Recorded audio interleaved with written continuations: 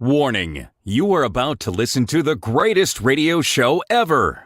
And due to contractual obligations and to shield our airwaves and corporate licensees from any semblance of liability, responsibility, and gullibility, we must tell you the views represented on this show are not necessarily those of this station or its management.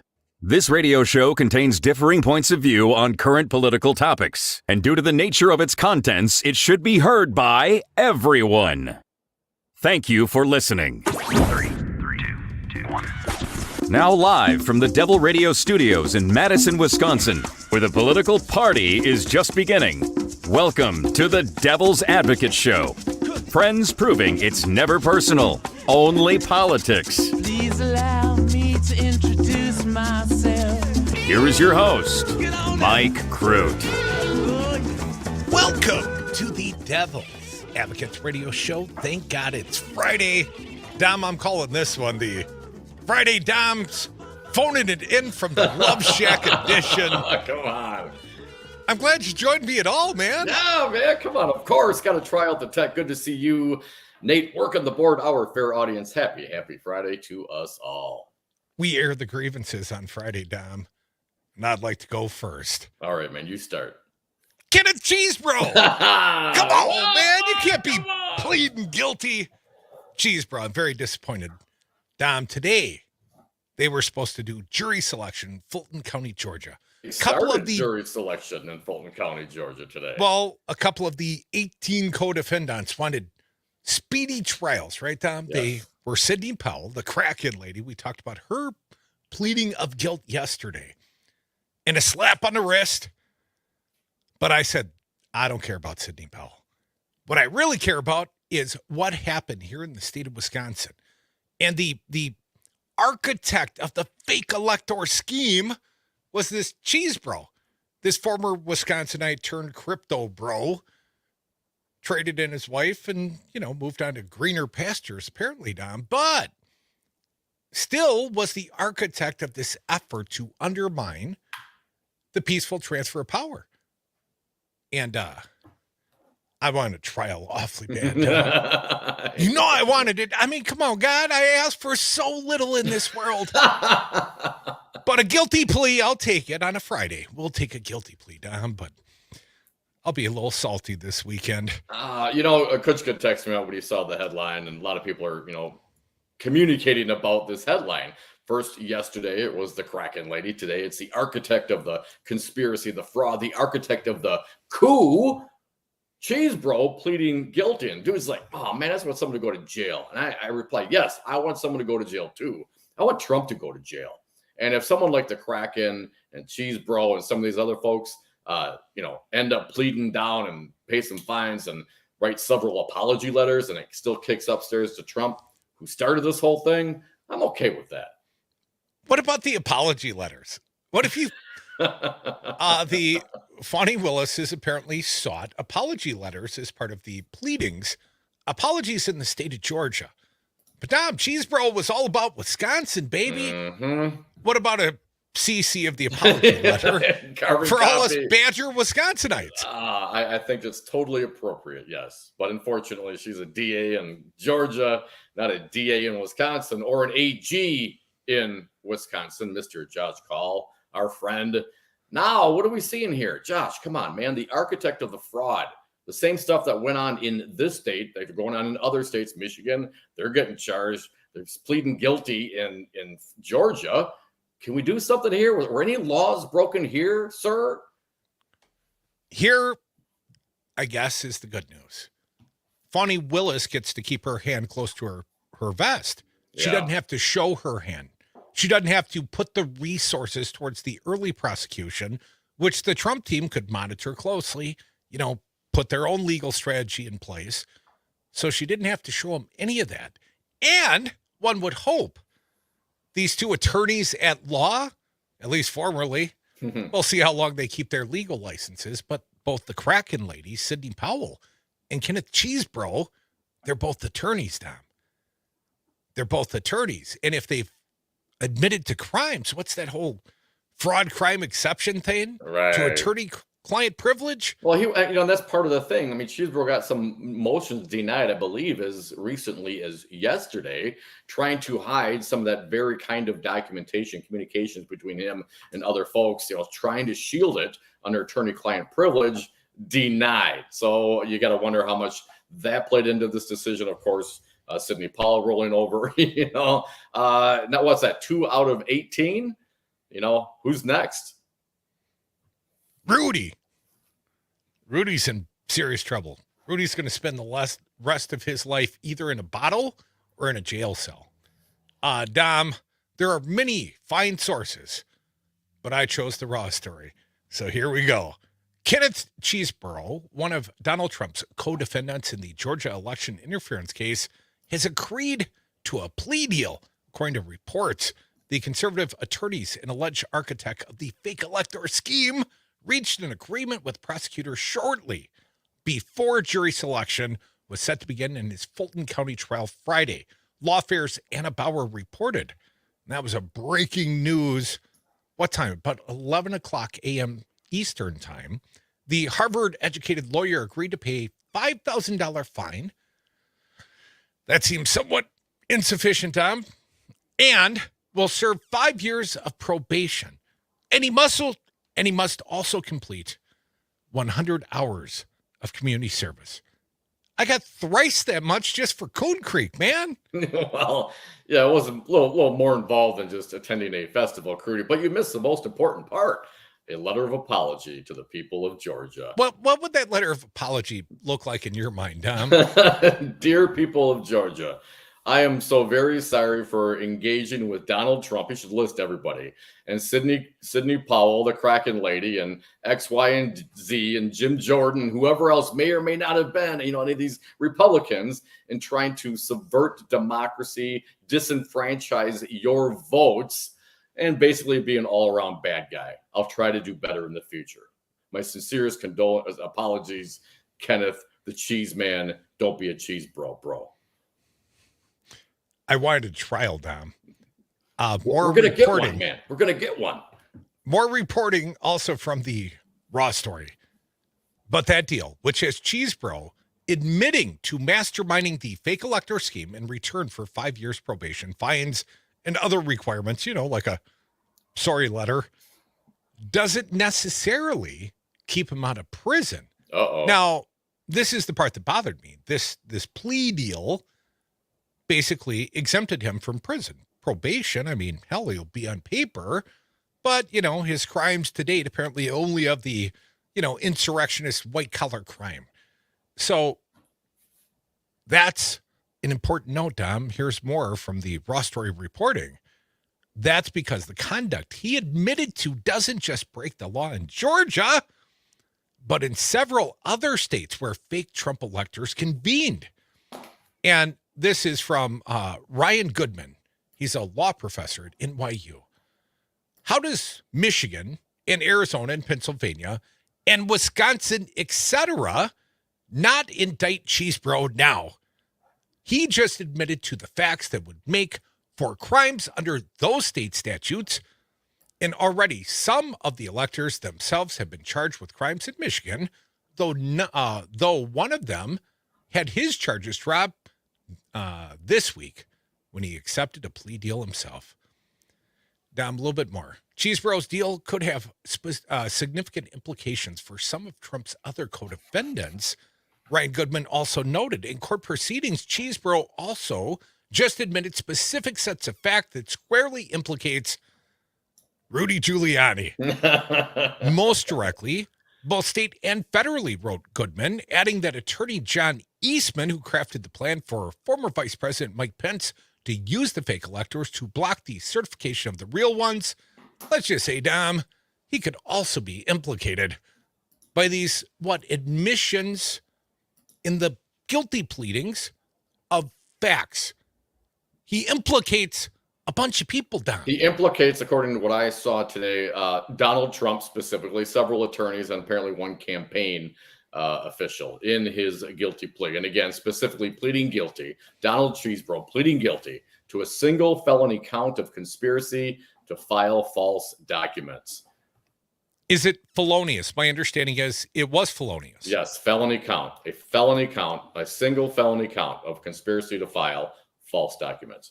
I would wonder, based on whatever state he is, registered to do legal business in as an attorney, Dom, I wonder as a convicted felon if that's going to have some modest impact on his law license. At minimum. Come on, man. You know how easy it is. Hell, even real estate agents and whatnot. You lose your licensing for all sorts of reasons. I would imagine, being a felon, admitting in guilt to a conspiracy to file false documents might be something that would at least suspend a license for a while. I got to tell you, I'm nearly devastated, though. If it weren't a glorious sunny day here in Madison, and it weren't a Friday, Dom, this news that Chesebro pled out, man, this might be too much for me. But this is great news. This is awesome news, as you mentioned it. So no trial, right? Which means, as mentioned, DA Willis doesn't have to show her hand. There's not going to be a showing of the evidence. I wanted a showing of the evidence in regards to the Wisconsin crimes through Chesebro's trial. Patience, young Padawan. This will come. This will come. I want it now, Father. This is great news, man. This is great news. And if not the Veruca assault. And it frees up the docket. They don't have to go through trial. I mean, this is really good news. And if these two are the first two to fall, of course, the bail bondsman from last week as well. So now we got 3 out of the 18. That means my math on the radio says 15 are left. How fast do those go? And at the end of the day, is it going to be Donald Trump all by himself at the table? Aw. Defend on Trump. Yes. Folks, we are the Devil's Advocates Radio Show. If you weren't aware, some describe us as the greatest radio show ever. But I'm quite disappointed. This is my disappointed voice. Because I didn't want a guilty plea. I wanted prison time. I wanted to see this guy doing hard time. I wanted to see him up by the highway breaking rocks down. What we have here is a failure to communicate, Crute. This is good news, man. This is good news. They're going to start rolling over. Let's hope it continues. But I'm dying for the information now. I wanted to play out the court of public opinion right now. Trump, of course, he's guilty. I mean, all the false electors here in the state of Wisconsin. I'm looking at you, Hit. I'm looking at you, Bob Spindell. Come back. More Devil's Advocates. Guilty.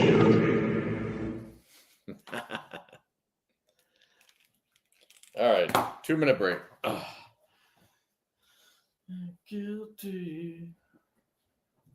How you doing, baby? Good. Oh, you still here? I'm still here.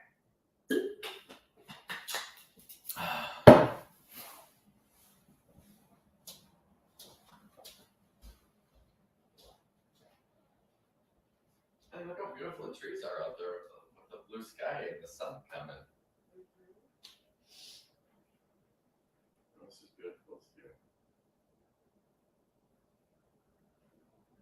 is nice. And you're going to do the show. You're probably gonna go on a walk in a little bit. Are you going to wait for me? You're going for a walk later? You're gonna want to eat, aren't you? Are we eating here or are we going somewhere? I want any food for here, so. Okay, so I mean we're going somewhere. Okay, and we're going to that place. So we're not going there. We're going there tomorrow, right? The supper club? No, we're going to Adam's Rib tomorrow. Oh. I want 2 giant No. big dinners. I'll find something. Could always go to Fancy Rippin'. Ew.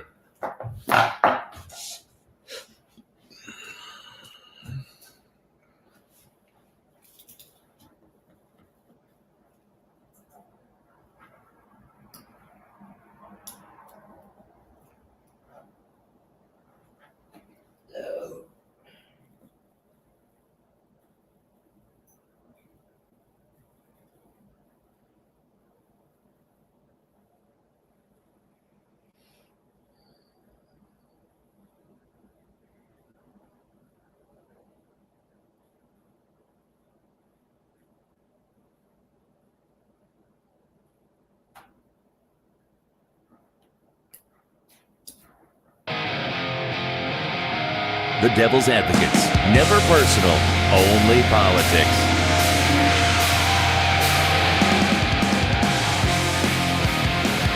And we are back. Thank you for listening to the Devil's Advocates radio show. Happy Friday to us all. You can air your grievances or even celebrate a little bit today at 844-967-2789, talking about the Kenneth Chesebro guilty plea to one count of felony conspiracy to file fraudulent documents.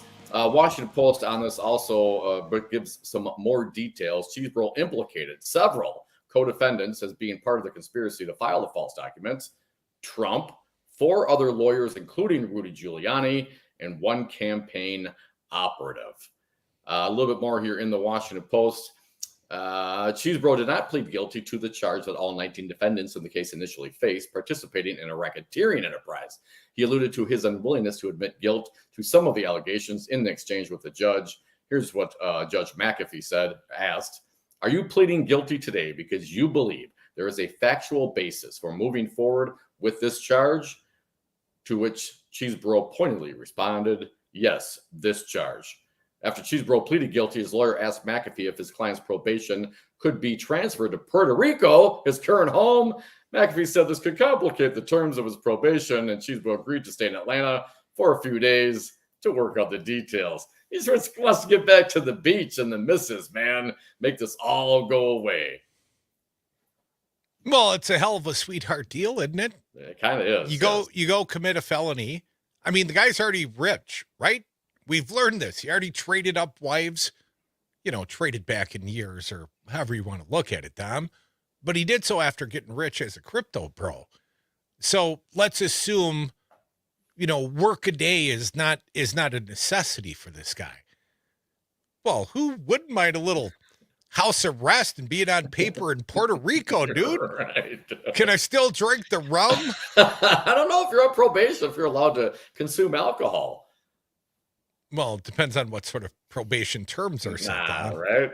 Never slowed some of us down. 844-967-2789. I got to tell you, Dom, while I was telling the story, my grave disappointment over this guilty plea, only because I wanted to see the trial. It's about Wisconsin. Dom, I spiked my pen, apparently for purely theatrical impact upon myself, because no one saw it. Just me and this on radio here. No one saw it. I threw my pen down, and then I wanted to write something down. I couldn't write something.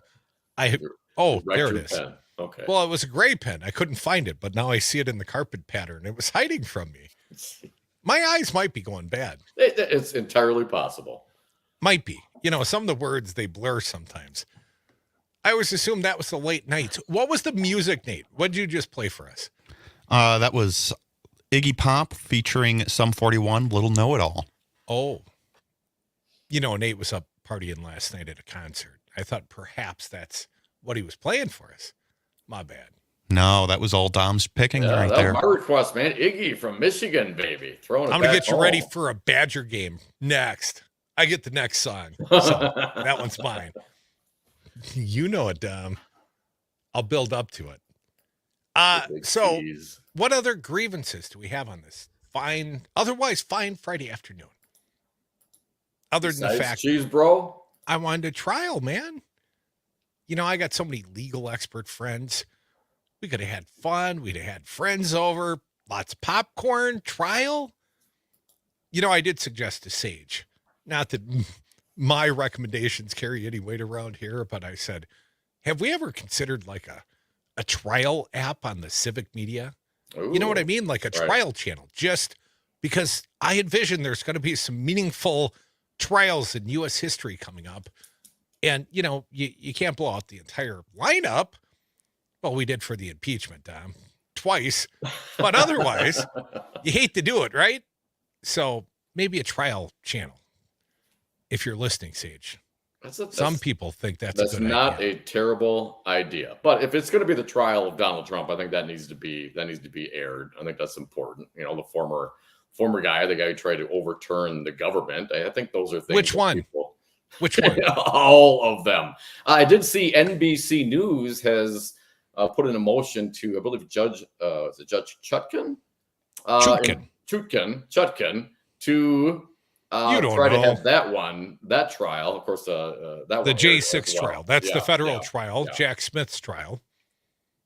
And Fulton County, if there is a trial in Fulton County, those should be televised, state court. That's my understanding as well. They already said that earlier. But it won't be Chesebro, and it won't be the Kraken lady, and it won't be the bail bondsman.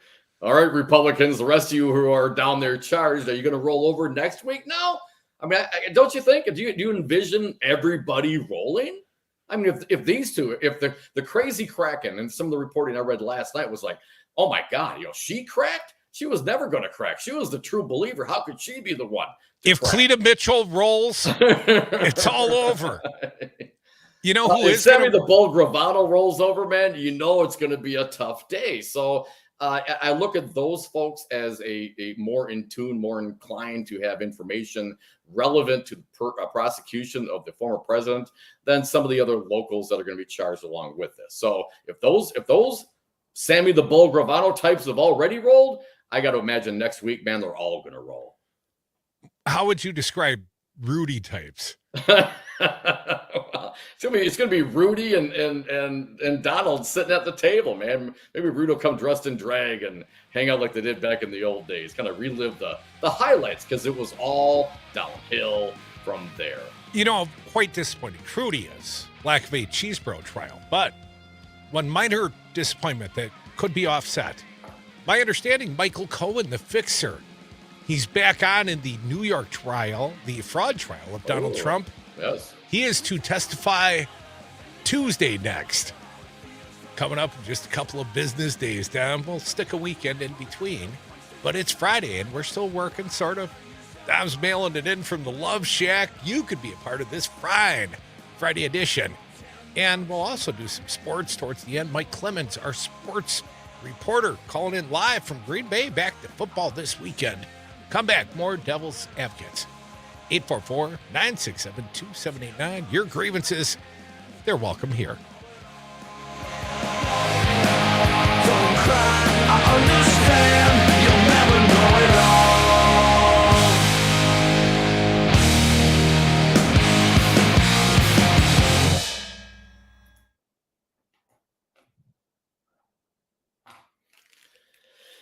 all. Little know it all.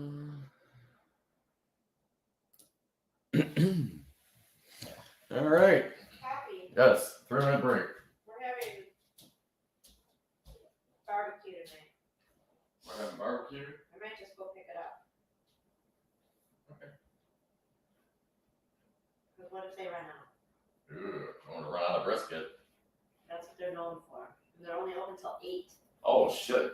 So I might go for a walk and then actually just go pick it up.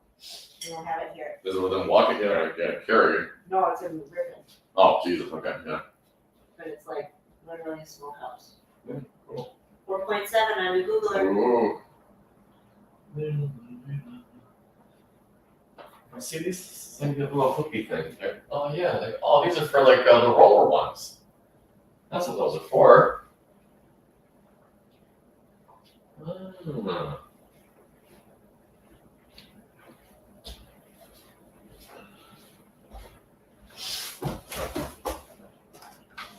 And these are we got that one's missing one. So we got these things up here, and I got these little ones here for roller ones. Stupid.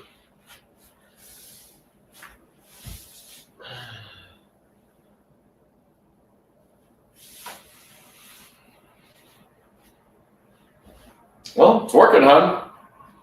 That's good. Getting content out.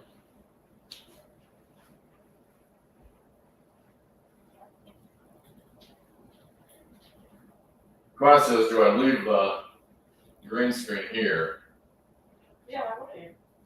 in case I go somewhere else and Oh. take up the green screen? But at least here, I'm going to probably do it most here, and anywhere else I can plug in. Who gives a shit what my background is as long as I can do a show. I'd just rather not have it see my living room. I like to keep it consistent. Get the home fridge.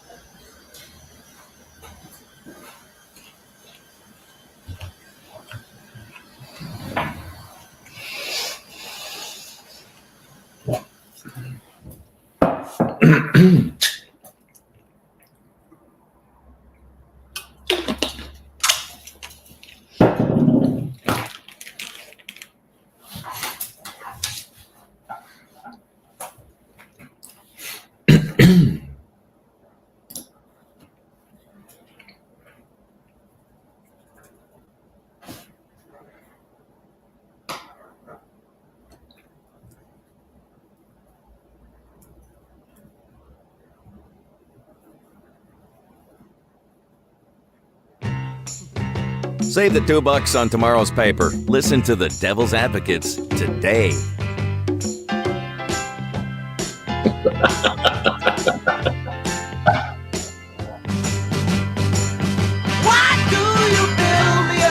Welcome back to the Devil's Advocates Radio Show. Why do you build me up only to allow Chesebro to offer a guilty plea? No trial for Chesebro. Crudy's heartbroken, but you know, I got a Badger weekend to look forward to. Badgers playing at Illinois. You know, I don't know if they'll play Buttercup for us, Dom, but we better beat the Illini. We're down a quarterback. Mordecai is out for the game, maybe the season. We're going to have our own sports reporter, Mike Clemens, at 5:30. But don't forget, you can tune into the Badgers all across the Civic Media Network. Got a couple of games to announce. Badgers tomorrow start with the flagship WRJN 1400 AM 99.9 FM out of Racine. You can hear that one into Milwaukee. WLAK in the Minneapolis outmarket, that's Amory 1260 AM. WFHR, that's where I'll be listening to the game tomorrow when I get to it, Dom. That's North Central Wisconsin. That's coming out of Wisconsin Rapids 1320 AM 97.5 FM. And WRCE, that is our friends. News from the center, Richland Center, Wisconsin, News and Badgers. And Dom, here's a big announcement. I know we've talked about this a few times publicly, but I'm very excited. Milwaukee Bucks preseason, the final preseason game is going off across the Civic Media Network. I think a little bit later this evening. Oh, nice. 7 o'clock tonight. Bucks in 6 Civic Media markets, Dom. In Richland Center, in Wisconsin Rapids, in Amory, in Racine, Kenosha, in Milwaukee, and WISS, that's Oshkosh. That's where you grew up, Dom, over in that neck of the woods. And the Big Q in the Northwoods, 98.3 FM in Park Falls. If you're going to the cabin all the way up north there, hey, then listen to both the Bucks game and then the Packers on Sunday. They're playing against, who is it? At the Broncos. At 3:25 Denver, kickoff. So there's your sports calendar, Dom. Got sports to look forward to and first round of high school playoff football in a lot of different markets across the Civic Media Network this evening. Hopefully some of those teams will advance. Some of our favorite hometowns. What are you doing? My kid's going to the Middleton game. They play Madison Memorial. My son's, one of his very close friend is the tailback and been a little beat up, and I hope Bryce has a good game tonight. Scored like 6 touchdowns in the first 2 games all year. Damn, already. He's a damn good little tailback, this Bryce Paul kid. So, but he's been much like Aaron Jones has had the lingering hamstring. That's what this kid's had. Now, senior year, you only get so many chances. Playoff time, baby. So, anyways, man, I'm excited about the sports, if not the trial of Kenneth Chesebro. Wow, come on, Crudy. We have much more to look forward to. There's still no Speaker of the House, right?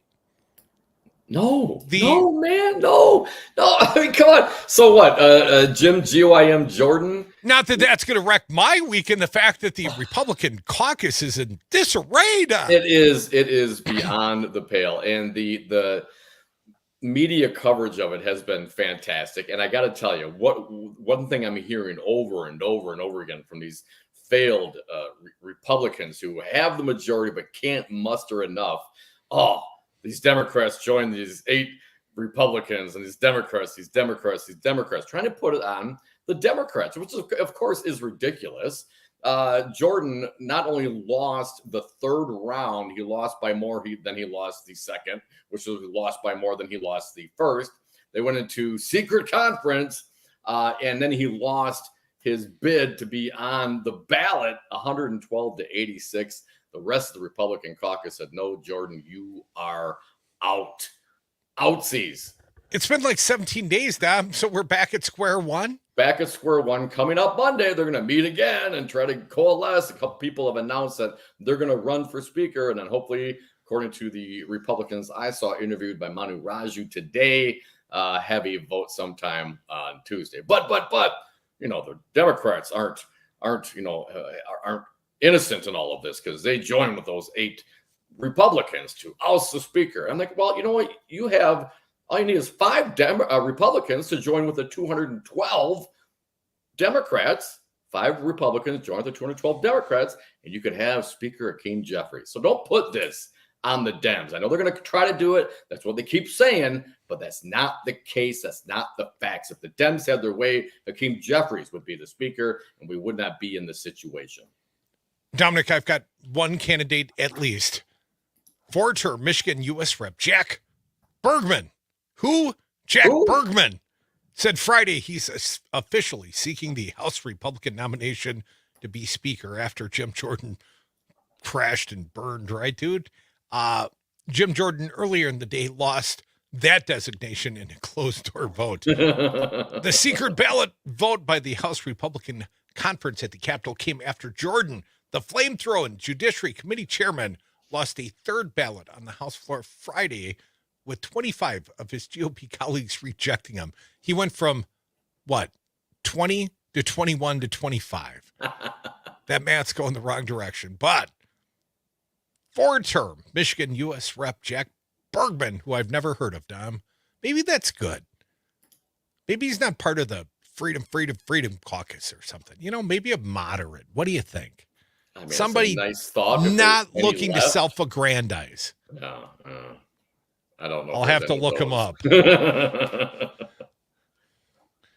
844-967. We're both looking him up. We don't even know who that guy is. Let's get to the phones. Bill from Oconomowoc. Welcome, Bill. What do you got for us? As usual, thanks so much for the quality you bring to Civic Radio. And here's what if not quality, we bring quantity. every weekday, Bill. You said 60% of the time you're right, Crudy? So, at least 63% of the time, Bill. Collectively, someone's right every day. Well, anyhow, here's what I got to thank you about. Matt Flynn kind of predicted what's going on right now. He said, when you want to get the guy at the top, go for the little people, and they start falling. Well, now they're rolling over and singing like canaries. And first I was upset like you were, Crudy, that our buddy didn't go to jail. But then I thought, you know what? So you give him probation, and he rolls over on the big guy. Oh, that's even worth more than him going to jail. And here's the neat thing. Ron Johnson, Donald Trump, I can name a whole bunch of people, Jordan, all those people, I'd love to be a mouse in their house tonight when they sit down for dinner. I bet you they're in the bathroom more than they're at the table. If their stomachs aren't turning over, they got to have cast iron gut. Tonight, they're not going to sleep well.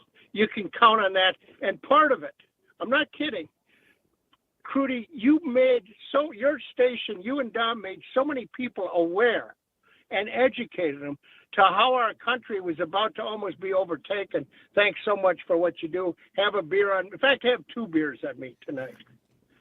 Very kind of you, Bill. Thank you. I will, in fact, have several cocktails on whoever's buying. Thank you, Bill. Appreciate the nice thoughts, man. I'm still curious, though. Here in the state of Wisconsin, we have not seen any effort to hold those people responsible who were engaging in this. What are we doing right now? Effort by us? We are, sure, but we're just talking on the radio, man. What does that do? You need to have some legal consequence, an investigation, an inquiry. You know what I'm saying? I mean, form a blue ribbon panel, do something, because, I mean, come on. This guy's still on the Wisconsin elections. Spindell's still on the Wisconsin Elections Commission.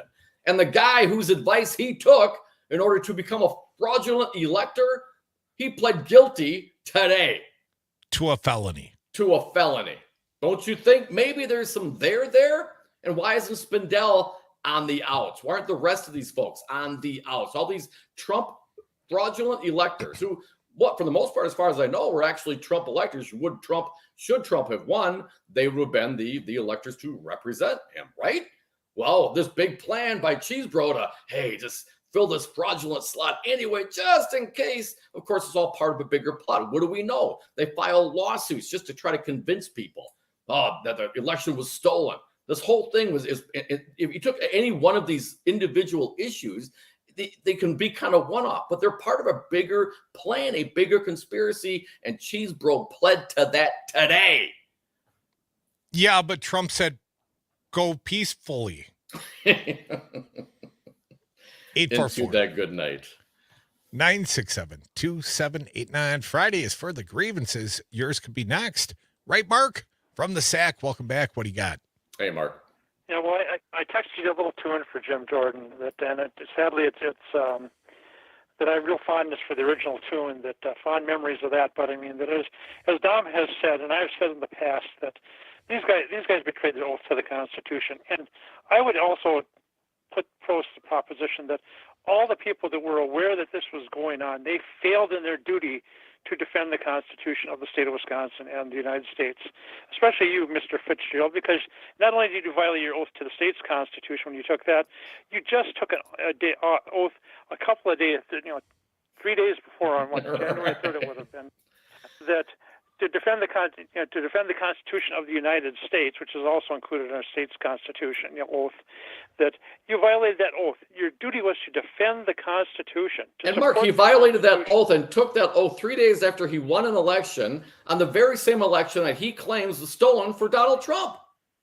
But his election was fine? How does that work? I don't know. It staggers the imagination.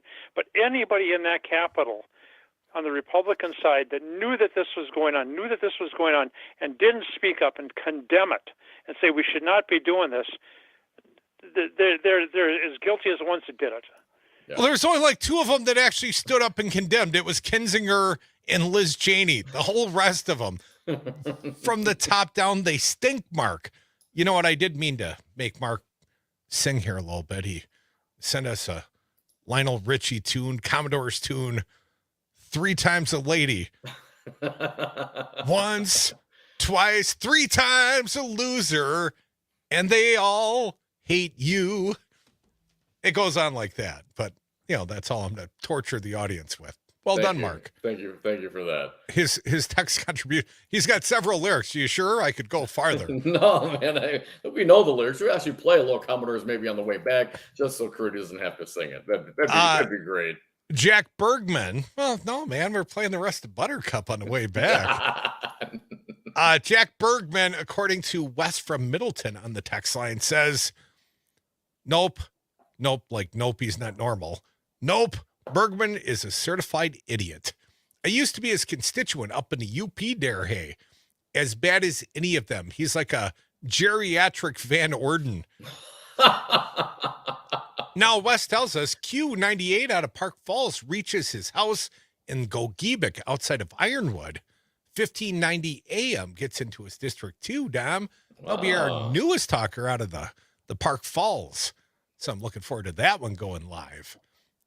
We'll be speaking to his district. Will he be speaker then? I doubt it. 844-967-2789. We do have some sound. Perhaps we'll hold off on that just for a moment. I'll come back after the break and play some, pre-vote sound and post-vote sound from McCarthy and Jordan. But we do have a little bit here post-vote. McCarthy, according to the Raw Store, delivered a bleak assessment of the state of his party after Rep. Jim Jordan's bid for the speakership crashed and burned for the third time this week. 3 times a lady. Speaking with CNN's Manu Raju shortly after the vote, McCarthy said that it was up to Jordan as to whether he wanted to continue his quest for the speaker's gavel, despite the fact he'd lost votes on every single ballot cast so far.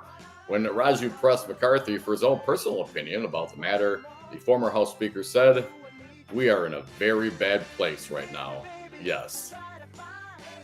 Very bad. It's bad." Dominic Bergman says, "My hat is in the ring. I feel confident I can win the votes where others could not. I have no special interest to serve. I'm only in this to do what's best for their nation and to steady the ship for the 118th Congress." Yeah. It's a little out of control, Dom.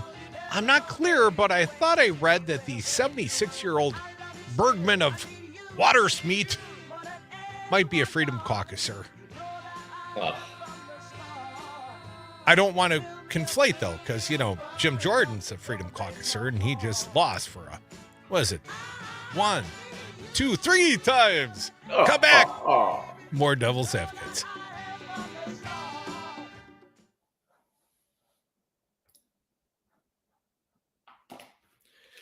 Fill me up, buttercup.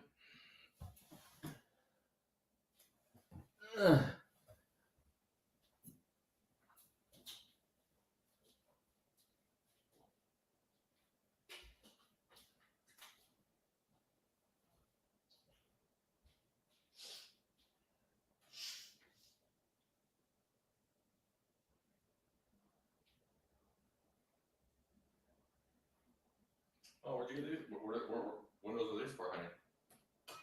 The 2 kitchen ones, they work then. Okay.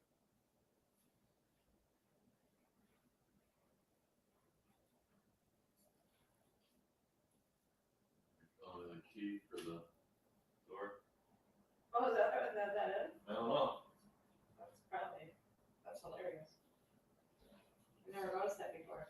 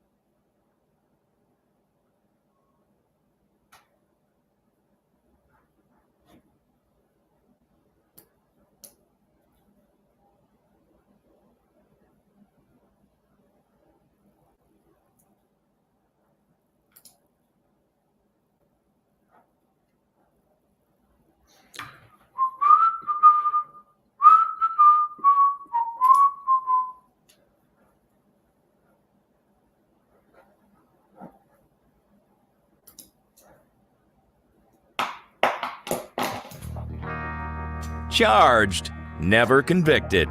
The Devil's Advocates.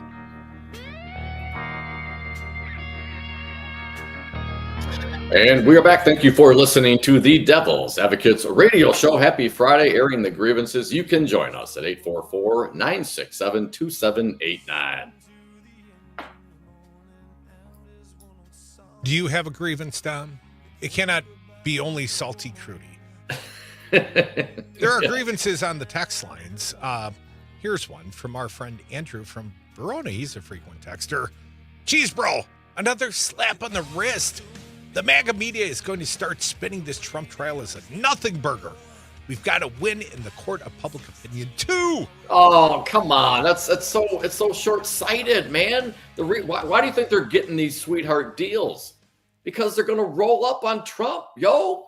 I mean, what do you think's going to happen? I got worse from my homeroom teacher. A note of apology. I had to write at least a couple hundred sentences.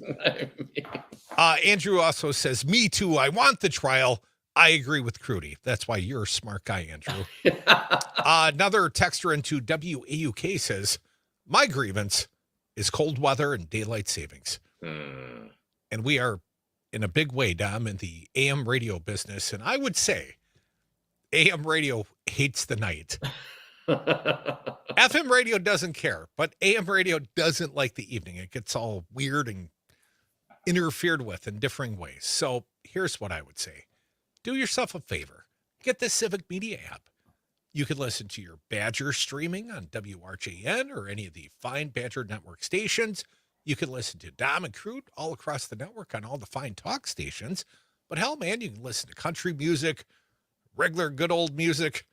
No rock and roll, though, Dom. I don't think we got a rock and roll station. Oh, come on. See, we gotta perhaps a future Trump trial station. We'll see. We'll see. Hey, death to false metal. That's all I got to say, man. But here's what I can assure you. It sounds loud and clear. So just go to your app store, wherever you like to get your apps, the iOS store, the Google store, whatever they call that. I'm an Apple guy, so I go to the iOS store, but go get your app. And then you do not have to fear the reaper that is shortened days and diminished super greatness in talk radio. And AM stations. I want to also another thing regarding the Chesebro and the Sidney Powell pleas. If this weren't to play out the way it was, to say it went to trial, and number one, as we talked about, obviously Fani Willis would have to display her evidence that would give Trump and the other defendants a heads up. Number one. Number two, it would take up time in the court. Number three, if they're convicted and end up doing jail time, for example, well, they're not going to share any information about what they knew or what was going on at that point. Now it's over. So I don't know. I mean, other than want to see someone go to jail. I want a pound of flesh. Come on, man. This is a better situation. We got more time in the court. She doesn't have to show her evidence. These folks are going to cooperate instead of fight with us and take one for the Trump team and go to jail for him. They're going to roll over on him now. I mean, I don't know what else you want. Yes, some jail time would have been fine, but come on. They're the first ones to do it. They got the most info, presumably. And I would assume that they're getting a sweetheart deal because they have a lot to offer. Well, they better be getting a sweetheart deal because they're the first rats off the Titanic. With a lot to offer. Sure. Rudy also made a plea offering of sorts, didn't he? Tried to show us where, say, here's what I could give you. Rudy, so far, has not pled guilty. 844-967-2789. Troy from Mount Horeb. I went to that high school once upon a time. Hey, Troy. How you doing, Troy? I've heard that. Just 2 years, but Hey, they were bad years for the school. I'm sure they were more fun than they want to admit. I want 17 or 2 trials and 16 witnesses. I keep screwing that up. I'd love to see Trump, and I'd love to see Giuliani, and everybody else are witnesses against them. Yeah. I'd be okay with like 4 really good witnesses and like 14 sharing a wing at Club Fed together. Well, I mean, as long as we win, the numbers can change. But overall, the 2 biggest trials I want to see are Trump and Giuliani. Giuliani. Troy, I know it's Friday and we have a little fun with this at times. I would say there are some that are more complicit, perhaps, than even Giuliani. And I would talk about, maybe even Jim Jordan, this very recent candidate for the U.S. House. This guy was talking to Trump on January 6th. This guy will not honor congressional subpoenas. Above and beyond his bad qualifications for the speakership, I think this guy is up to his eyeballs in January 6th insurrectionist activity. Troy, You know, I'd like to see some of those Oh, congressional guys go down with the old pumpkin in chief. No, he absolutely is, and I'd love to see him get hooked up into it. I was just talking about the 18 originals, but yeah, if we could somehow put him into the net, that'd be awesome. Troy, I know what you're saying, my friend. And I will tell you, there are bluffs all around Mount Horeb, beautiful little area. I used to live down by Stewart Lake, kind of below some bluffs. Well, the FM can get lost behind the bluffs too. Get that app, Troy. Get the Civic Media app. Thanks for the call, Troy. Happy Friday. Have a good weekend, man. I just want to be clear from my perspective. Winning, yes, we win. We want to win. But really what we want, if winning is justice served, then we win. That's what we want. We want justice to be served. I'm not in this because these are Republicans. I'm not in this because I think Donald Trump is a POS. I didn't even know who Sidney Powell was until I had the unfortunate circumstances of having her on my TV all the time. Same thing with Giuliani. I have no personal animus to anybody, but when you start messing with, elections and start, getting people worked up into a frothy anger over lies because you want to play a political game, we need justice, man. This isn't about winning. We win when justice is served. What are you talking about, frothy? We talking about mochachinos here? What are we talking about precisely, Dom? Frothy. Use your imagination, man. People foaming at the mouth, dude. I mean, look, you see what happened on January 6th? Blood frothiness, that perhaps. That all happened because of a lie, man. Because of a lie. Because people like Chesebro, you know what I'm saying? And cracking, going on the television over and over and over again, telling everyone, telling the Republicans, this is a lie. You've been had. This is a fraud upon the American people. And now it comes out like it historically usually does with these Republicans. They say one thing in the public, they say one thing in front of the media, and then they admit something entirely else, either in legal filings or in a pleading of guilt. When are the rest of you Republicans going to figure it out? The BS meter, I spoke about it. Get one. Self-respect, I talk about that too. Get some. We played Metallica for you. I thought you'd be a little happy.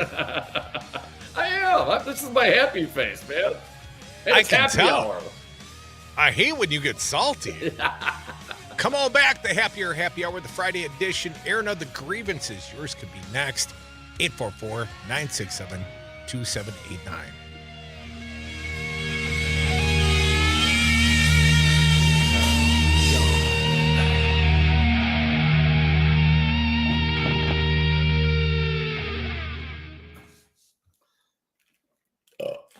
All right.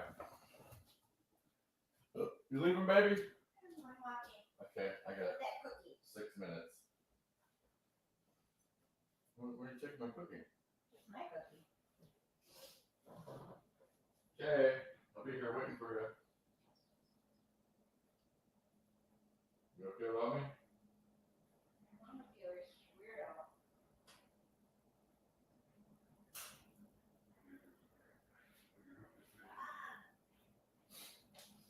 What should I do with these cakes? Nothing. That's first Sam's birthday. Don't. They just give them one or say? No, they get stacked. Fine.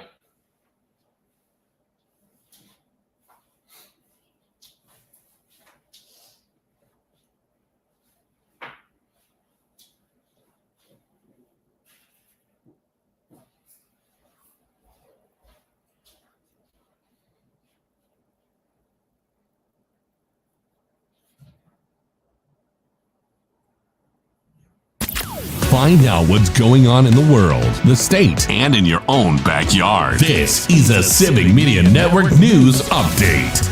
It's 5 o'clock. Good afternoon. I'm Nate Wuggehout, and here's what Wisconsin needs to know.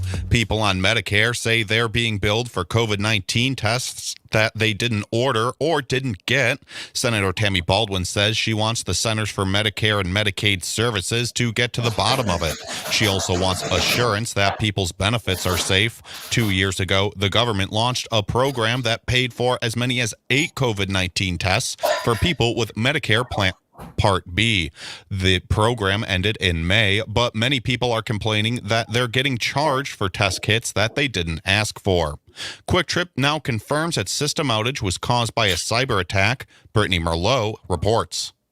The outage that started a week ago Monday affected everything from the convenience store's app to its website, payroll systems, and its customer rewards program. A company spokesman says that there's no indication the hackers got a hold of customers' credit card information. The customer rewards system is back online, but as of this morning, the Quick Trip app and website were still down. I'm Brittany Merlot, Civic Media News. School officials are pulling 33 books off the shelves at Menominee Falls High School this week. The school district says the books violate the district's policy against materials with sexually explicit content and profanity. The banned books include classics like Toni Morrison's The Bluest Eyes, Kurt Vonnegut's Slaughterhouse-Five, and Khaled Hosseini's The Kite Runner. The Journal Sentinel reports it's one of the most sweeping book bans in Wisconsin in recent years. Drunk drivers in Wisconsin may someday have to pay child support if they kill a parent or guardian in a crash. Terry Bell reports. State lawmakers heard testimony on a pair of bills yesterday. Cecilia Williams came to Madison from Missouri to testify. A tragedy in her family was the impetus for a new law in her state 2 years ago. It is not going to make anybody rich. And we all know this. But what it's going to do is it's going to show that there are consequences to one's actions. Under the bills, victims could still sue a driver for financial damages, but any money awarded would offset the amount of restitution. Terry Bell, Civic Media News. The Wisconsin soldier who entered North Korea this summer is charged with desertion. Travis King is from Racine. He spent about 2 months in North Korea after he fled across the border from South Korea in July. He'd just been released from a South Korean jail and was facing more punishment in the Army and the U.S. Charging documents also accuse King of insubordination and of kicking or punching superior officers. King could be sentenced to 5 years in prison. And that's what Wisconsin needs to know. I'm Nate Wiggyhout, and this is Civic Media News.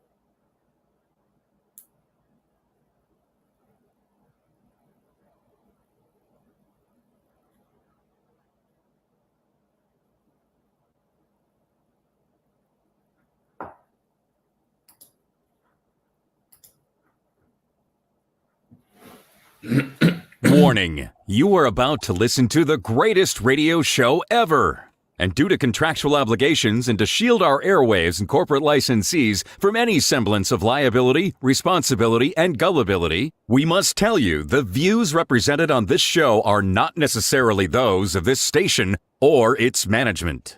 This radio show contains differing points of view on current political topics, and due to the nature of its contents, it should be heard by everyone. Thank you for listening. 3, 2, 1. Now live from the Devil Radio Studios in Madison, Wisconsin, where the political party is just beginning. Welcome to the Devil's Advocate Show. Friends proving it's never personal, only politics. Please allow me to introduce myself. Here is your host, Mike Crute. Welcome back to the Devil's Advocates Radio Show. Dom's favorite day of the week, Friday. Friday! Woo, woo. The happier happy hour. That's our happiest hour of the week. So welcome to it. Have a little fun with us. Join us. We air the grievances on Friday. Yours could be next. I've got a few, Dom. Chesebros, guilty, but only a $5,000 fine, a slap on the wrist. And I know we are protecting the evidentiary stuff for the DA in Fulton County, Fonnie Willis. I know why, but I want it now, Dan. I want the trial. I want the evidence laid out for the public. Me and Andrew from Verona, we're adamant about this. Also, Dominic, Trump was gagged today. But what's that mean? A $5,000 fine? That's like a Chesebro size fine, man. That is insignificance. This guy's supposed to be a multi-billionaire or whatever. What's a $5,000 fine supposed to do? It's a $5,000 fine, man. It's still a lot of money for most people. Judicially symbolic, Dom? It is absolutely symbolic because he shouldn't be doing the things that he's doing. And my understanding, the judge told Trump and his attorneys that it could get worse if he continues to do things like this. I think, what's he supposed to do? Bring a $50,000 fine or a $500,000 fine?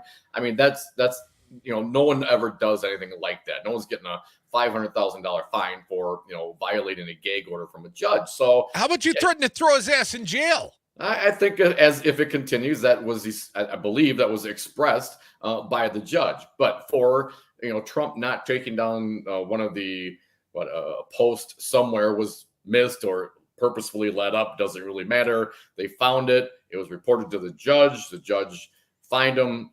Trump and his team took it down. End of that particular story. Is it gonna make him worry about paying the cable bill? No, probably not. But it has to be reasonable and customary, and a $50,000 or $500,000 fine is not going to be reasonable or customary. Well, and here's the other big story of the 2 weeks now.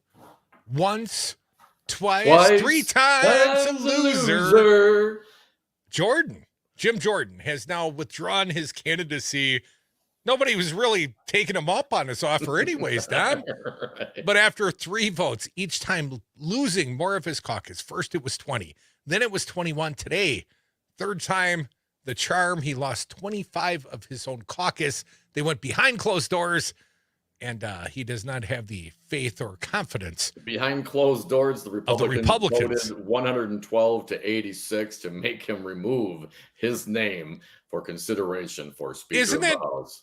Don't they call that 86 in a guy? His candidacy has been 86, Gertie. So who's next? Because it's just this guy from Michigan, or who is next? Who's gonna get the votes if these guys didn't do it? How about Pete Sessions from Texas? He's announced his speakership candidacy. Dom, he's in it to win it as well. At least I've heard of him. Looks a lot like Jeff Sessions. I think if the Republicans are serious, they need to engage the Democrats. There's a speaker pro tem in there right now. We heard former Speaker McCarthy talk about when he put the current Speaker McHenry, I believe his name, on the list to take over if something were to happen to McCarthy. He expected that he would be able to run the floor, that he wouldn't be limited in his duties.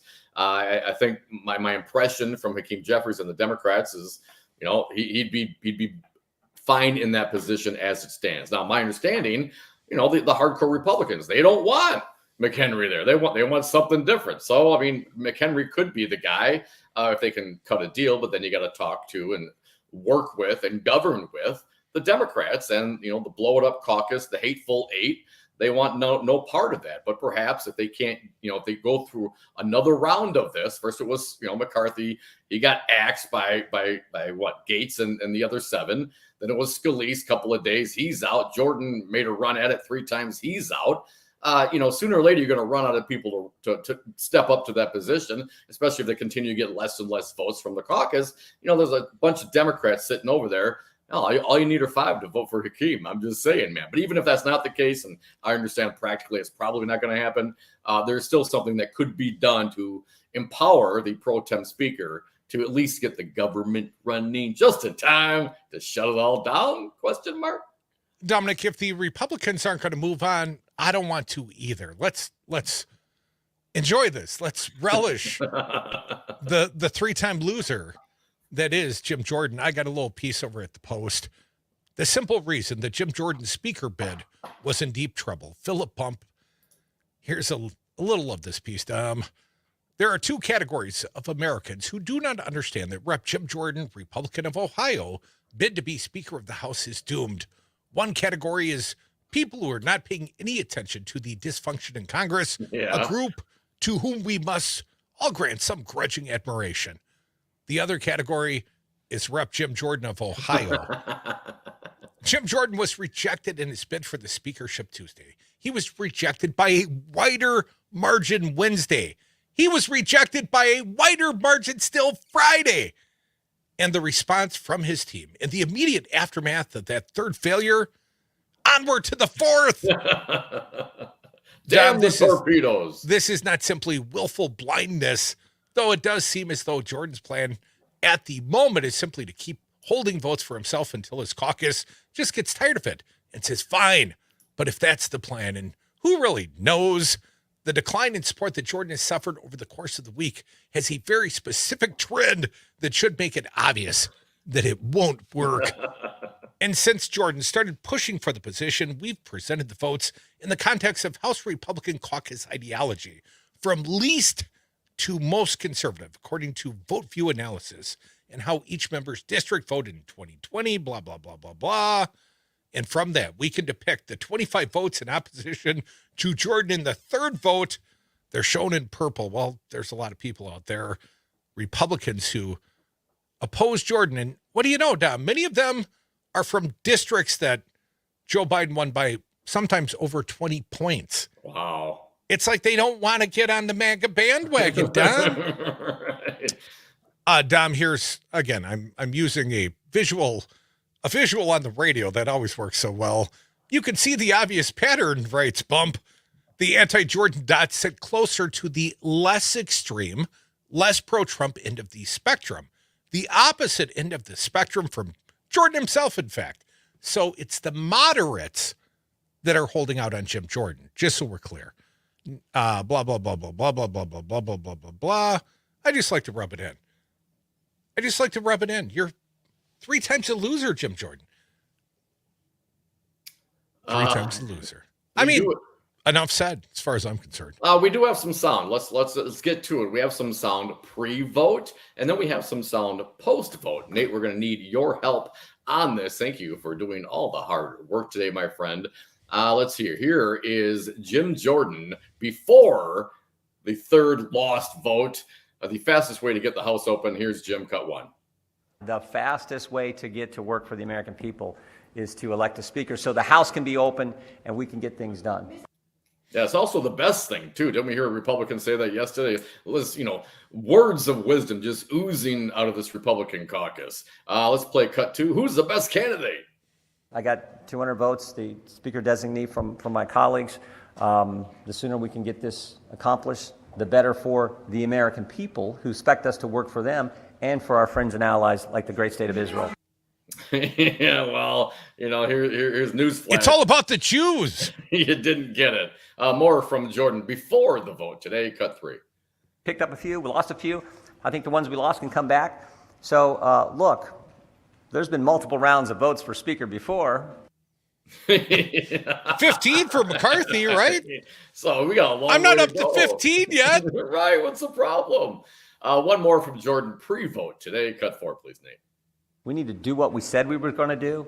We need to do what we told them we were going to do when they elected us and put us in office. And frankly, we can't do that if the House isn't open.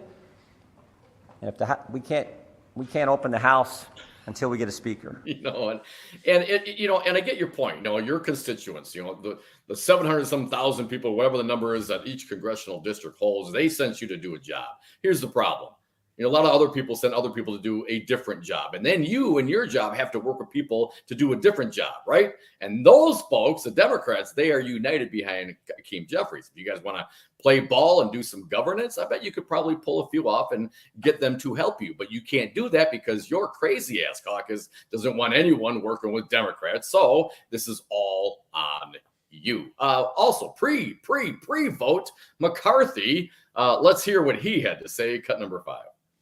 Being Speaker is not an easy job, especially in this conference. Oh, you made it look easy. But I've seen Jim spend his entire career fighting for freedom. Freedom! No matter what, no matter the odds, and I know he is ready for the job. I disagree. Apparently, other folks did not agree with former Speaker McCarthy, now endorsing Jordan today. Here, cut number 6, please. More McCarthy. As the leader of the Judiciary Committee, Jim has passed more bills through the House in just 3 years than the entire Democrat leadership team that has their collective 28 years in Congress. Do you think McCarthy... Totally wrong, but go ahead. Do you think McCarthy slurs judiciary to do it the way Trump said it? And you're right. Kevin McCarthy has actually passed some meaningful legislation as a congressman. So has Steve Scalise. But you know who never has? Jim Jordan. 0 pieces of legislation signed into law over like a 16-year career, Dom. What would you say you do here? Well, you throw bombs, you hold press conferences, you pick fights. What you're not doing is governing. What you're not doing is reaching across the aisle. What you're not doing is coalescing support around you. That was the audio. That was the before the vote today. We have more audio after the vote. What did Jim Jordan have to say after he was rejected for a 3rd time? The worst vote. What did McCarthy have to say after he endorsed Jordan? What's he have to say? Well, stick around. We'll come back. We'll hear it. 844 3 times a loser. 89. We're the Devil's Advocates. Happy Friday. Come back with us. Yes, you are.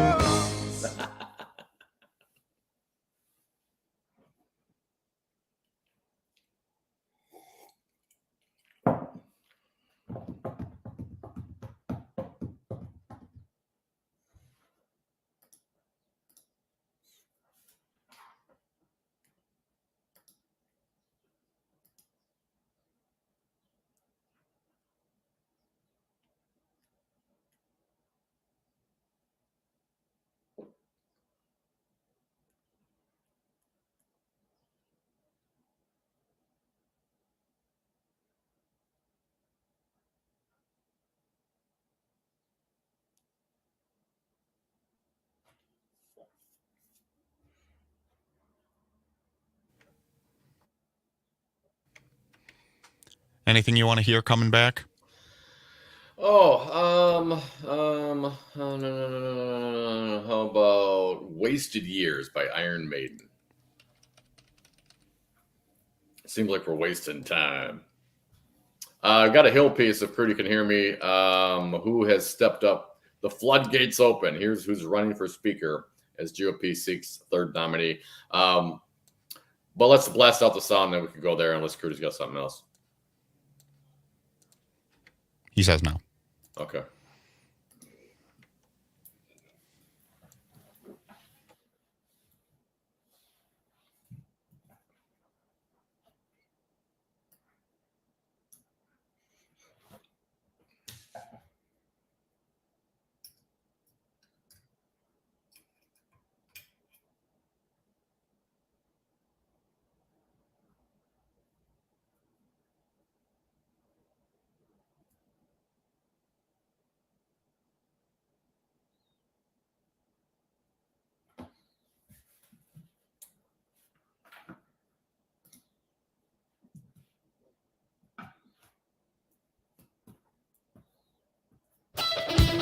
60% of the time, they're right every time.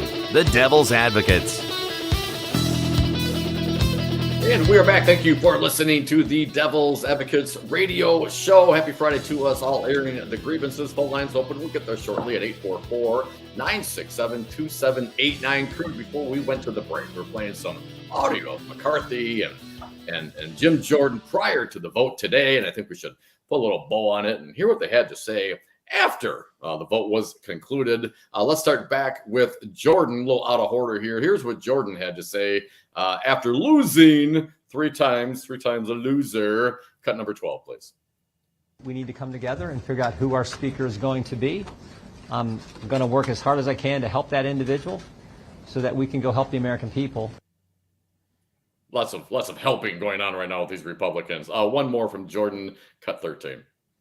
I told the conference it was an honor to be their speaker designee, but I felt it was important that we all know, get an answer to the question if they wanted me to continue in that role. And so we put the question to them. They made a different decision.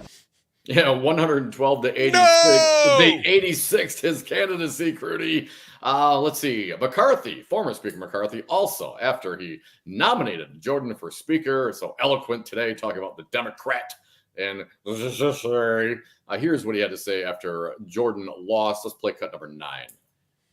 We are in a very bad position as a party, one that has won the majority, one that America has entrusted us with, that a simple 8 people have put us in this place. And I would also, would those 8 people have had the opportunity to put them in this place had not McCarthy, in his quest to become Speaker, gave all the power away to those 8 people that could call his ass to the floor anytime they wanted to? You put up the circumstances for this, Mr. McCarthy, not just those 8 folks. You laid it for them. You agreed to the terms of the deal, man. And now it's all on them. Maybe if it didn't agree to it, you wouldn't have been here, but maybe you wouldn't have been Speaker either. A little more from McCarthy, cut number 10. The Crazy Eights, led by Gates, the amount of damage they have done to this party and to this country is insurmountable. The Crazy Eights, led by Gates, gonna lead you down to Hell's Gate. I think I got like a song or a rap, something coming out of here. But I know McCarthy's working on it. He's probably got a meme out there already. One more from McCarthy. Cut number 11, please. Unfortunately, Jim is no longer going to be the nominee. We'll have to go back to the drawing board. And what does that look like? I'm really anxious to know how the Republicans are going to come out of this one. But there is a piece at the Hill, Crute. Folks are lining up, man. Now that this, Scalise is out, McCarthy's obviously out, Jordan's out. Now it's anybody's ball game, man. Anybody can get in. Really? Anybody? Anybody. Here's one I would suggest, Tom, before you rattle off a bunch of Republicans our audience hasn't heard of. Maybe Hakeem Jeffries. And I know that seems like a pipe dream, but do you know a couple of Republican members of Congress have stepped away from D.C., including Derek Van Orden from the 3rd CD.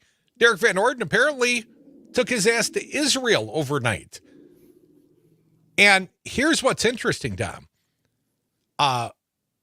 Rep. Jim Jordan is planning to pummel his opponents into submission this weekend by holding multiple votes, right? Well, maybe not. The problem, however, is that many Republicans have said they're not sticking around over the weekend, which means that the GOP has to be very careful about holding Speaker votes this weekend because they could up inadvertently electing Rep. Hakeem Jeffries as speakers if they don't have an accurate count of which members are present and which have left. Well, that to me, Dom, says they're not even in a position to take a vote. But a little bit more from this article at the Raw story. In fact, one Jordan ally, Rep. Derek Van Orden, is already in Israel to conduct a fact-finding mission. Which Israeli teens is he going to scream at? He'll find some. That's what he does. He flatly says he sees no path for the Jordan victory. Well, he was prescient in that regard, Dom. The House has now gone more than 2 weeks without a speaker after, Gates pushed McCarthy out. And Dom, I would point out, it has gotten occasionally loud here in Madison. I'm about 1 block from the Wisconsin State Capitol in the world headquarters of Civic Media. But here's what's going on. There is a pro-Israel concert going on the square right now. And my understanding is there's also a pro-Palestine movement marching and protesting going on the Wisconsin square right now as well. So what could possibly go wrong? Express your thoughts peacefully.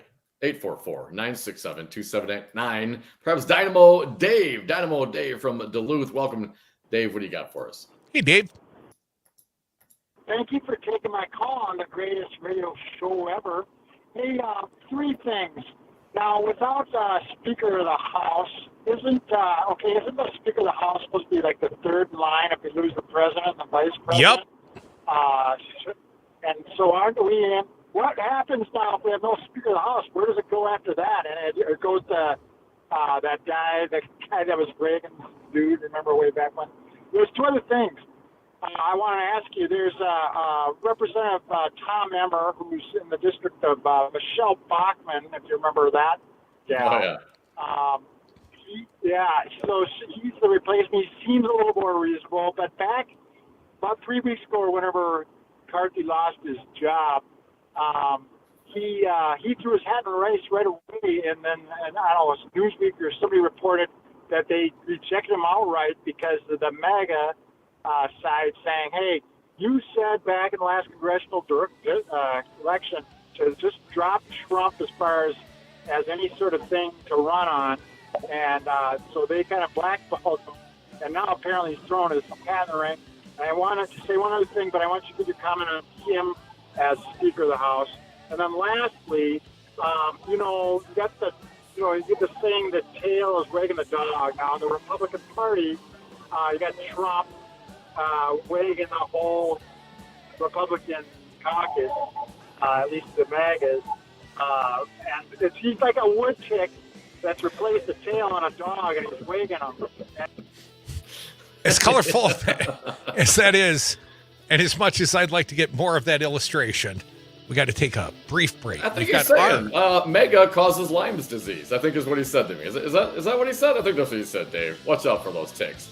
We got our sports reporter, Mike Clemens, coming up, previewing a Badger weekend, a Packer weekend, and a Bucks preseason finale tonight on these Civic Media stations.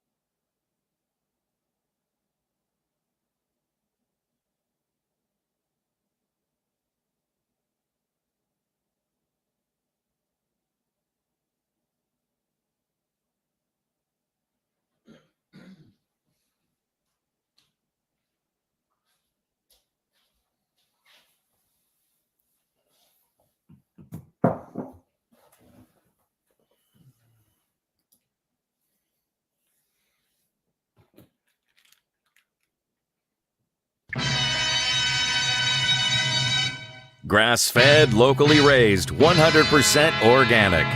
The Devil's Advocates. Welcome back to the Devil's Advocates radio show, rolling through the Friday happy hour. Dominic, I'm happy because our own sports reporter from Civic Media, Mike Clemens, is joining right now.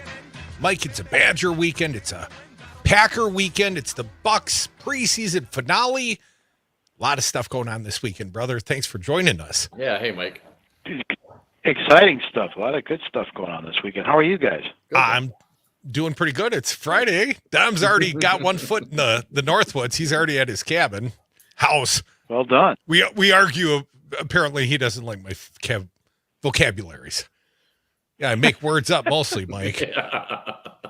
Mike, let's talk about the Bucks, because some of our audience members may not realize we're going to go big with the Bucks. 6 Civic Media markets will cover the Milwaukee Bucks 82 regular season games. Tonight, the last preseason game. I believe it's the Grizzlies in Milwaukee tonight. A lot of excitement about this team and the new addition. What can you tell us about the end of the preseason, Michael? And Dave does a great job of calling the play-by-play in those, too. From the game standpoint, first you saw Damian Lillard and Giannis Antetokounmpo playing together, getting 20 minutes in the other night, combined 30 points. But tonight it's going to be Chris Middleton coming off of the knee surgery. He had surgery on his right knee when the season was over last May, and they've been sprinkling him in. They had him some 5-on-5 in practice. So tonight, Middleton's supposed to get some minutes at home at Fiserv Forum tonight against the Grizzlies. But, I mean, Mike, weren't you kind of stunned to see Terry Stotts leaving just before the season gets started? What's that all about? I didn't even read beyond the headlines, Mike, because I haven't had a chance, man. Life gets busy. But tell us what's going on here. Yeah, well, this broke, yesterday about the noon hour. It's like you got to start making calls to confirm. I mean, here they are getting ready for the preseason. They got their opener at home next week, Thursday night, on a lot of our stations when they host the 76ers.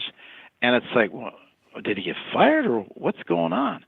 And, to his credit, Adrian Griffin, the new head coach, comes out and talked to a couple of reporters and said, well, why did he leave? He said, you probably have to talk to Terry about that. But I'd forgotten that Terry Stotts actually started his career as an assistant for the Bucks under the Senator back in the late 90s, and then later came back and became the Bucks head coach, had a few years there, got let go, and then he got the job with the Portland Trail Blazers. 11 years, 9 of those out there. He was out there with Lillard, best 9 years of his career. Then, they fired Terry. They're kind of in a rebuild. That's why Damian wanted to get out of there, gets traded to Milwaukee. So then we talked to Damian in person for Media Day just a couple of weeks ago. He's like, I'm excited to work with Giannis. When my agent said, it's Milwaukee, he thought, hey, I've been there enough times. It's kind of like Portland. I think I can adjust that and with a family.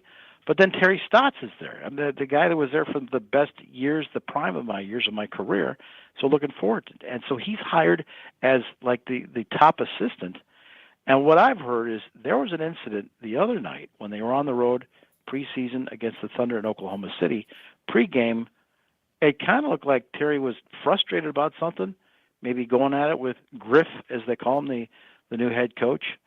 And all that Adrian Griffin would say is, look, Terry came in, we sat down, we talked about it. I'm not going to reveal what those discussions were, but he's decided to, move in another direction. And so, we wish him well. And kind of weird. Mike, we've seen the Bucks make some late player moves. They've waived 3 players, Mari Moore, Drew Timme, and Jazian Gortman. I'm not sure if I got all those names right. Any relationship to this incident, perhaps, with the coach? No, I think that's just roster stuff. Because the guy they're bringing in, the big dog's son. Yeah. Glenn Robinson III. How about that? His dad, Big Dog was at 94.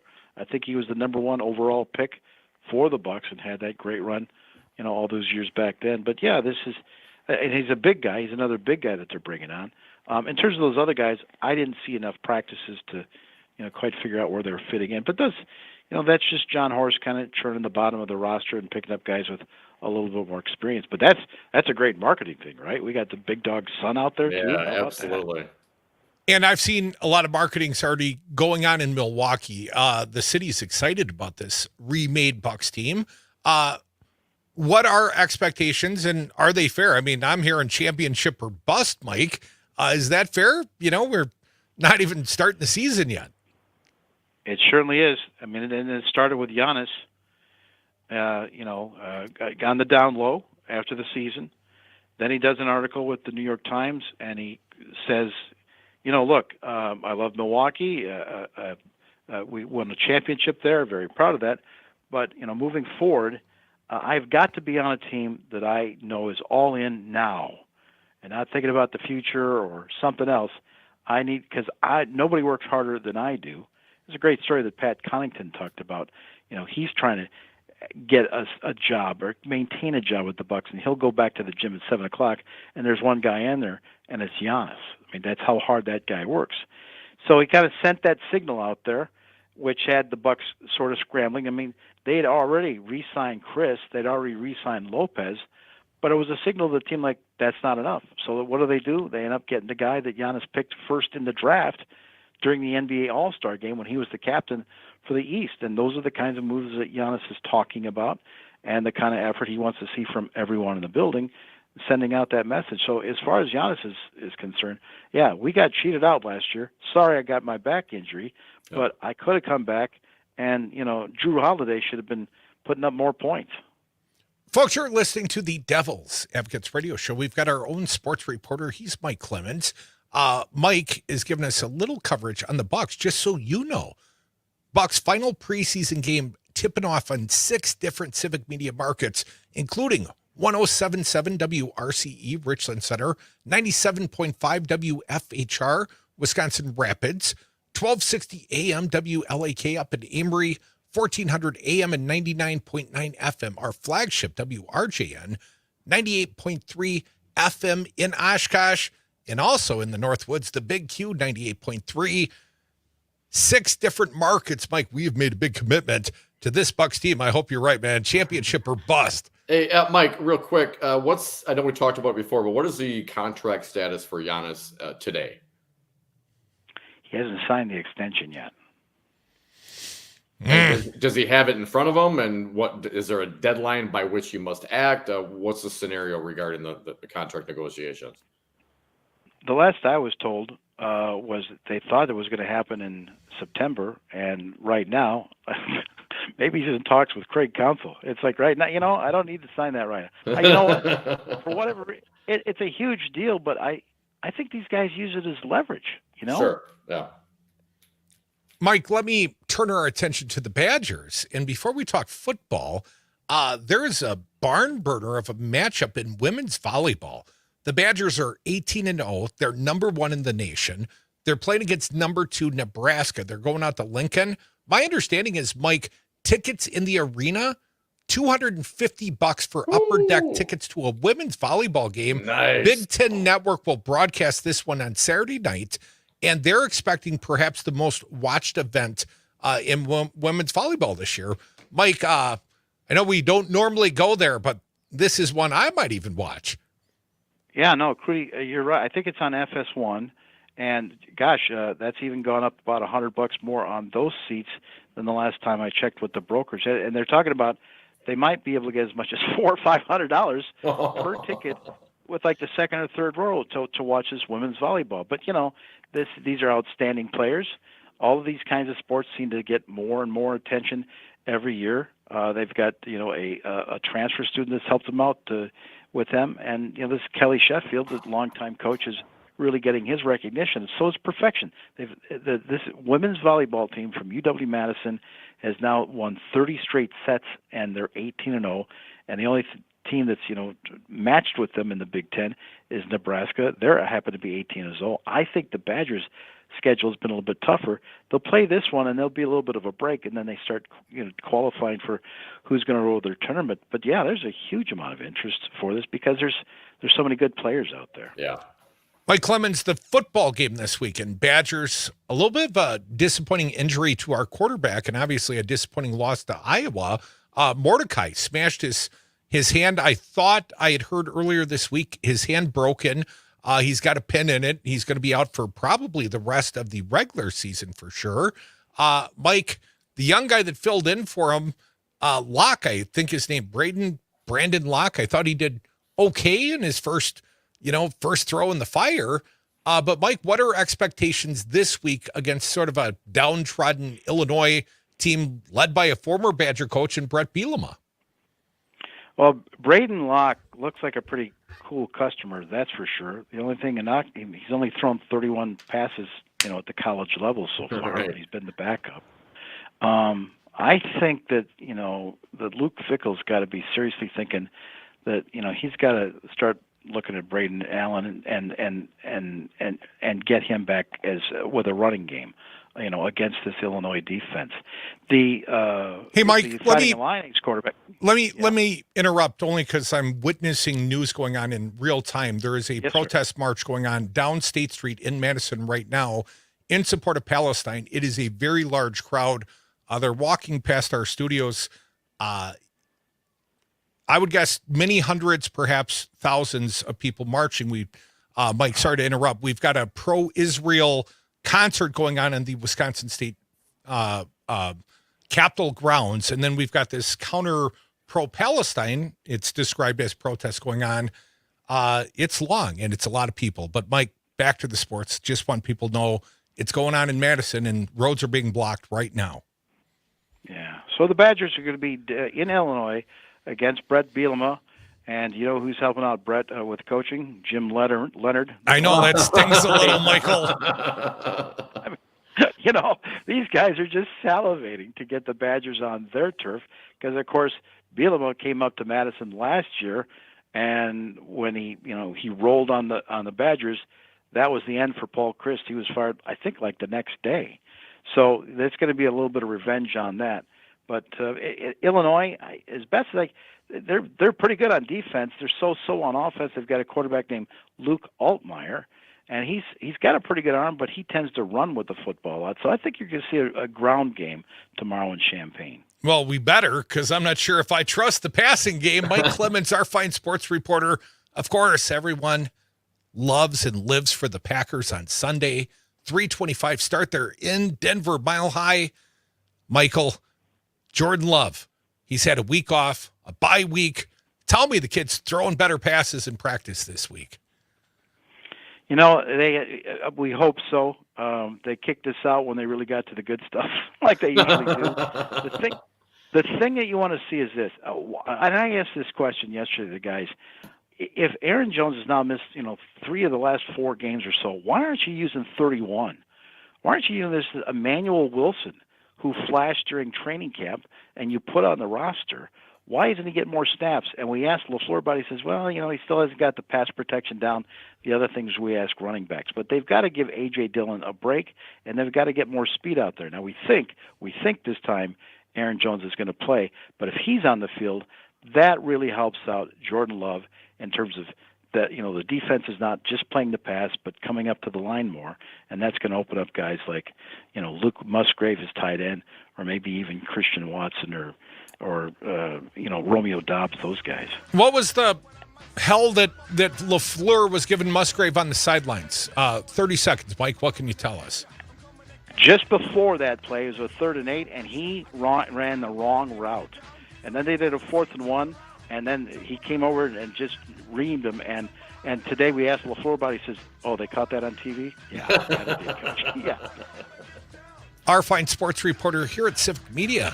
Putting in the miles, he's Mike Clemens. You in Denver this weekend then, Michael? I am, pal. We're taking off tomorrow. We'll check in next week. Be safe in your travels. Thanks, Mike. More Devils Advocates on the other side. Don't forget, Bucks final preseason game tipping off across the Civic Media Network at 7. And the Badgers take them with on the stream, WRJ in our flagship, all across the Civic Media Network. We've made a big commitment to sports around here. And come back, we'll make a big commitment. The Air and Your Grievances, one final segment.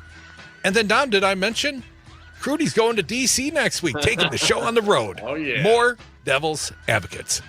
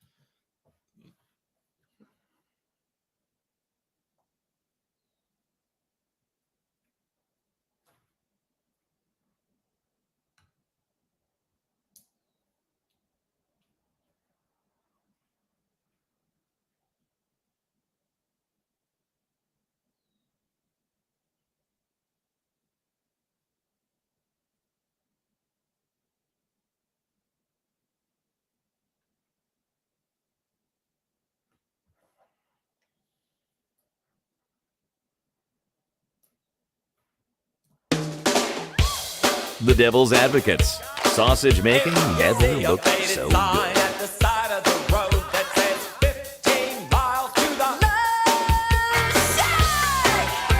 And welcome back to the Devil's Advocates Radio Show, our last segment of the day. So if you got something to say, you got a grievance you want to air on this fine Friday, give us a call at 844-967-2789. Dominic, want to thank our most recent guest, Mike Clemens, for helping us put a, sort of a exclamation point on this Friday. Dom's phoning it in from the Love Shack edition. Thank you to our sports reporter here at Civic Media, Mike Clemens. Always a great addition on a Friday. He really is, and he's really good, and he's really dialed in. I really, really enjoy your time with Mike. And don't forget, Milwaukee Bucks. We're starting tonight the preseason finale against the Grizzlies at Milwaukee tonight, about 7 o'clock. WRCE 107.7, WFHR 97.5, WLAK 1260 AM, WRJN, our flagship, Racine, Kenosha, Milwaukee, 1400 AM 99.9 FM, and 98.3 FM Oshkosh, or up in the Northwoods on the Big Q. Bucks game tipping off at 7 o'clock tonight. Dom, we ain't done with the grievances either. 844-967-2789. John from Boaz. How you doing, John? Welcome. Hey, John. Hi, how's everybody here today? Good, well, thank you, sir. I got a little distracted, John, because we've got a big protest walking down the street, a big pro-Palestine protest. Yeah. And we got loud pro-Israel concert going on in the square intermittently. So, John, if I get distracted, that's why. Are they burning anything or tipping cars over yet or anything like that? No, it's not like a Coon Creek scene. This is actually matters. Well, it's I have actually a about grievance. something. Yes, sir. Go ahead. I have a grievance about our government, Joe Biden and Donald Trump. The last time Donald Trump was in the office, he had something going on with Iran, where Iran was blowing up some of our oil tankers. We were supposed to pound them back, but Trump said no. He caved in, and he became a a really sly dog, he wouldn't do it. So now they're putting $80 billion in towards Iran. We're fighting the Russians, they're fighting the Ukrainians. $80 billion. Now, how many billion are we going to give to the Israelites?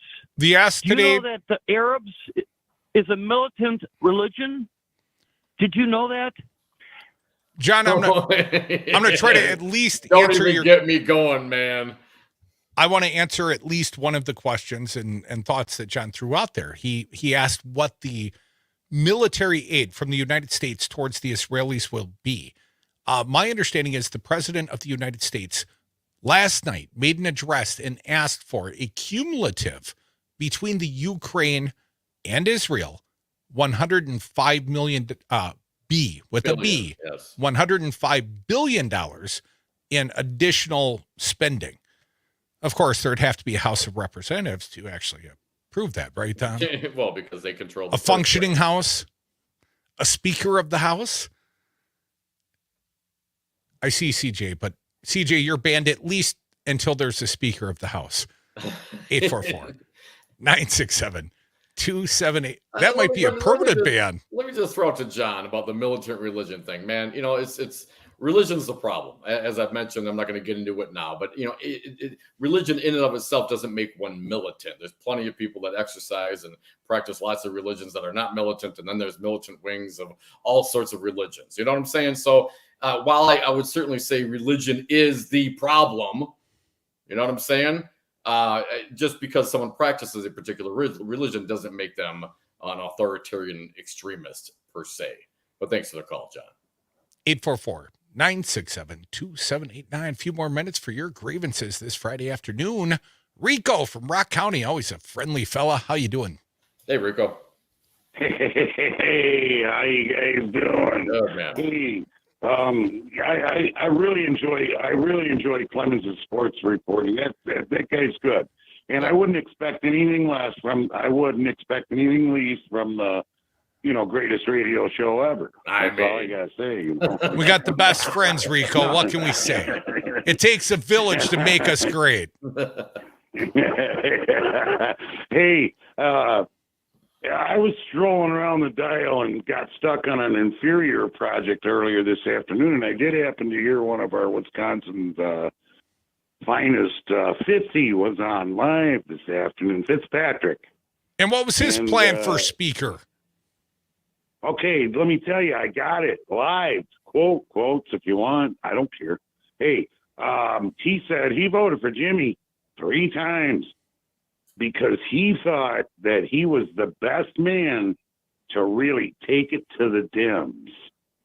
See, that's their way of he's the kind of guy that's really going to really stick it to him, and I'm thinking, earlier with what you guys were saying earlier in the show, it's like he's made a career of that. He's not passed any bills or legislation. He just makes a career out of voting the libs. He gets his time on right-wing media. That's the guy you want as a speaker. And then earlier this week, they tried to blame the Dems, and I'm like, hey, what's going on here? Yeah. Wait a second. We've had like 19 votes now, and every single time the Dems have unified together, worked as a party together, because there's all kinds of different people in that Democratic Party. You got to know that. Yes. Well, like 212 different people, if you do the math.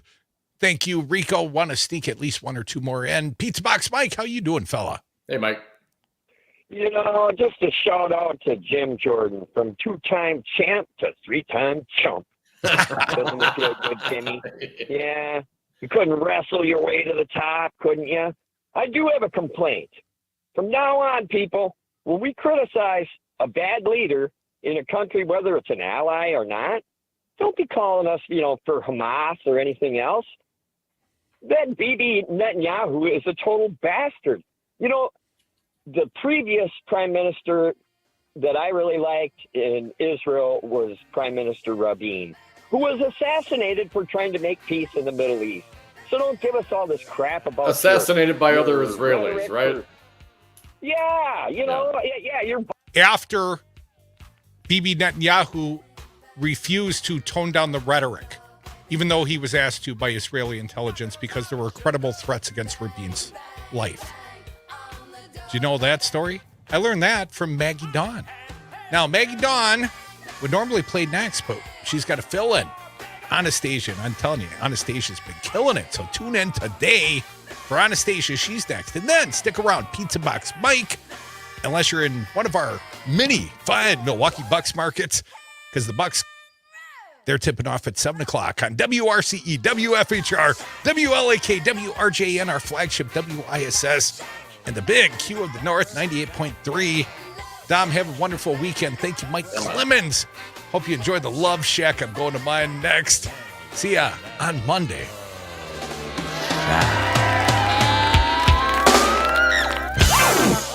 Thanks, Nate.